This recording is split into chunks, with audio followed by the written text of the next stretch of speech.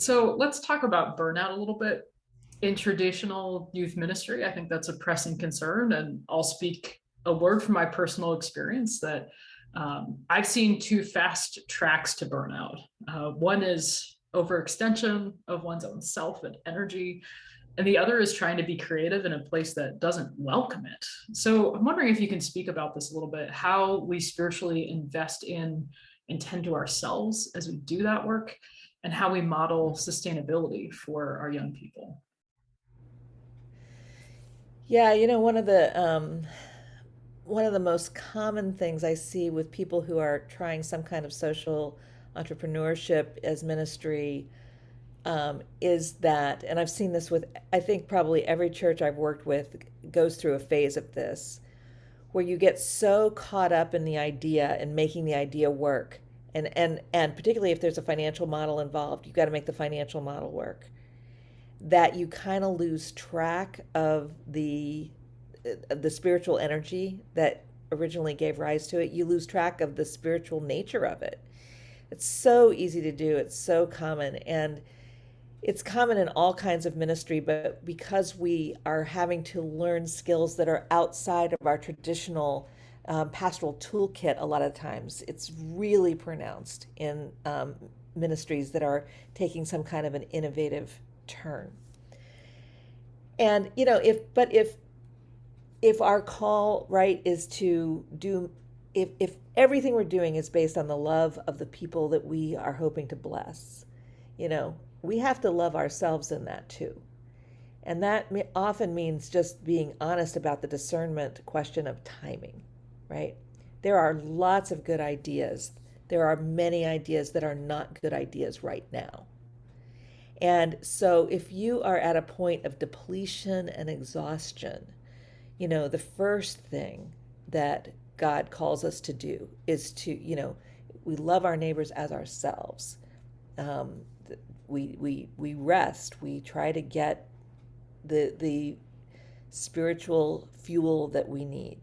The truth is that as long as we are running on our own steam, we will run out of steam.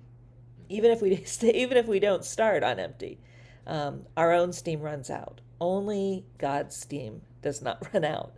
So we really have to rely on God's energy on these things. And that requires us to attend to that and to surround ourselves with the practices and the people and the experiences that will allow us to receive God's love as well. Yeah, I think there's so many ways to answer this question. And in some ways, I'm probably the worst person to give advice on this, given what I've done over the last 7 years and the way I've even gone about it. Oh, sorry, my sensor light went off. Hold on. The like I'm two minds on this. One, Ken is exactly right. Timing is a huge factor. And when we did our presentation with you, Jill, at Yale, one of the things that I said is like self-knowledge is one of the most important things you can have in this.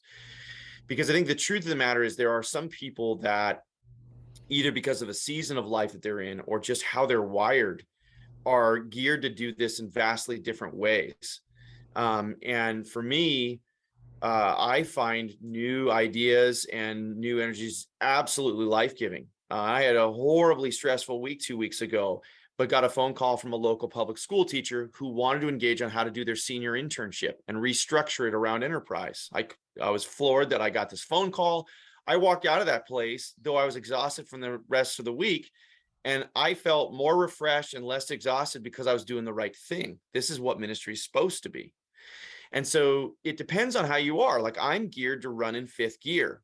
And sometimes certain spiritual practices or retreats that I've been on have been infuriating because I feel like I'm being told that I need to function in a certain way to either be obedient to God or to self-care in ways that actually are not really life-giving to me. So it is a real challenge. Part of what can wear us out, though, I think, so in one level, burnout can be actually not doing the things that are life-giving. So it may not simply be that you're overextended. It's like these things I am not geared to work in that way, and it's killing me to try to do it. And that might actually be running at a slow pace, might be absolute death to certain souls in this world. Right. And I might be one of those. I think that kind of underneath all of that is I do think that ideals play a big role in some of this. That sometimes we can run into burnout because Kenda's right. You can focus so much of the idea, you lose the reason why you did it to begin with. Absolutely. Your picture can also be so idealistic and perfect that this is why small experiments sometimes don't get tried, because if it's not the thing, it's not how it's supposed to go, then it's not worth doing. And I think ideals, I'm just not an idealist. So it's easy for me to say, well, we're going to chip away at that because I don't know, we'll never reach an ideal. We're just doing our best swing at it. So if you're more on the idealistic spectrum, I think burnout is something that can be hard too, because you never get to the thing you really want and hope for, whether it's, the fullness of the kingdom or this particular problem you're solving. I mean, there's lots of ways. I think that the most important thing is, do you understand how God has wired you? And do you have enough life experiences to be able to identify where whatever it is that you're trying or doing is a good fit to who God has made you, or is not a good fit? It doesn't surprise me that the data shows that a lot of people don't start innovative enterprises, whether we're talking about in the regular marketplace or the church or whatever else, until they're like, what is it? What's the age, Kenda? 35, somewhere there? Somewhere there? 40, actually. 40. So it's like, because I think it's somewhere along that range that people know themselves well enough to very quickly intuitively decide that's going to kill me to try to do that, or that would be really life-giving.